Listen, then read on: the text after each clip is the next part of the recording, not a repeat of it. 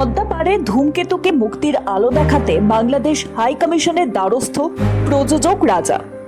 রমরমিয়ে প্রেক্ষাগৃহে চলছে ধূমকেতু। দেব শুভশ্রী জুটির এই ছবির জন্য বছরের পর বছর মুখিয়েছিলেন দর্শক মহল। সেই অপেক্ষার অবসান ঘটিয়ে 14ই আগস্ট মুক্তি পেয়েছে বড় পর্দায় এই ছবি। মুক্তির পর থেকেই ভালো ব্যবসা করেছে দেশু জুটির ছবি। শুধু এদেশের দর্শক নয়, ওপার বাংলাতেও যাতে এই ছবি সকল বাংলা ছবির দর্শক দেখতে পান তার জন্যও উদ্যোগী হয়েছে ছবির টিম।